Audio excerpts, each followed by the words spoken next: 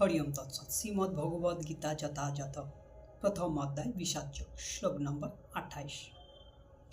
অর্জুন উবাচ দৃষ্টিমং স্বজনং কৃষ্ণ যদুৎসুং সমুপস্থিতম সিদান্তি মম গাত্রাণি মুখং চ পরিশুষাতি।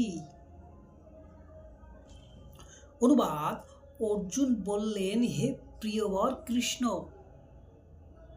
আমার সমস্ত বন্ধু বান্ধব ও আত্মীয় স্বজনদের এমনভাবে যুদ্ধবিলাসী হয়ে আমার সামনে অবস্থান করতে দেখে আমার সমস্ত অঙ্গ প্রত্যঙ্গ অবশ হয়ে পড়েছে এবং আমার মুখ সূক্ষ্ম হয়ে উঠছে।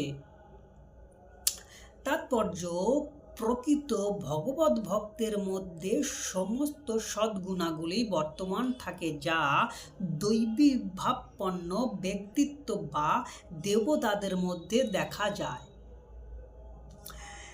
পক্ষান্তরে যারা অভক্ত, তারা জাগতিক শিক্ষা ও সংস্কৃতির মাপকাঠিতে যতই উন্নতি হোক না কেন, তাদের মধ্যে এই সমস্ত দৈব গুণাগুলি অভাব থাকে।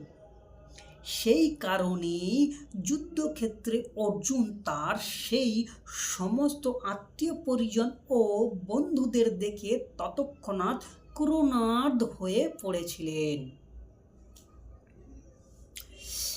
যারা নিজেদের মধ্যে যুদ্ধ করার সিদ্ধান্ত গ্রহণ করেছিলেন, তার সাপেক্ষে সৈন্যদের প্রতি অর্জুন শুরু থেকেই সহানুভূতিশীল ছিলেন, কিন্তু শত্রুপক্ষের সৈন্যদের আসন্ন মৃত্যুর কথা ভেবেই অর্জুন করুণা অনুভব করেছিলেন। আর যখন তিনি সে কথা ভাবছিলেন, তখন তার শরীর কাঁপছিল, মুখ সূক্ষ্ম হয়ে গিয়েছিল। তিনি তাদের যুদ্ধের মানসিকতা দেখে আশ্চর্য হয়েছিলেন। বাস্তবিক পক্ষে অর্জুনের রক্তের সম্পর্কিত সমস্ত আত্মীয় স্বজনরাই তার সঙ্গে যুদ্ধ করতে এসেছিল।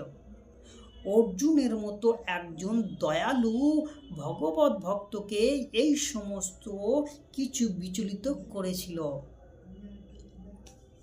এখানে যদিও উল্লেখ করা হয়নি, তবুও সহজেই অনুমান করা যায় যে অর্জুনের শরীর কেবল কম্পিত ও মুখসূক্ষ্ম হচ্ছিল তা নয়, তিনি করুণাবশত ক্রন্দনও করছিলেন। অর্জুনের এই ধরনের আচরণ তার দুর্বলতার প্রকাশ নয়, তা হচ্ছে তার হৃদয়ের কোমলতার প্রকাশ, যা ভগবানের শুদ্ধ ভক্তের একটি বিশিষ্ট। তাই বলা হয়েছে যে যশাস্তি ভক্তি ভর্গবা তা কিঞ্চনা সর্বে গুণস্তত্র সমাসতে সুরা হরা ভক্ত তস্যা কুত মহদং গুণা মনোরথেনা সতী ধাবত বহি। ভগবানের প্রতি যার অবিচলিত ভক্তি আছে, তিনি দেবতাদের সমস্ত মহৎ গুণের দ্বারা বশীভূত। কিন্তু যে ভগবত ভক্ত নয়, তার সমস্ত গুণই জাগতিক এবং সেগুলি নিতান্তই অকিঞ্চিৎকর, কারণ সে মনোধর্মের দ্বারা পরিচালিত হয় এবং অবধারিতভাবেই চোখ ধাঁধানো জড়জগৎকে শক্তির দ্বারা আকৃষ্ট হয়ে পড়ে। হরি বল, হরি ওম তৎসৎ। রাধে রাধে।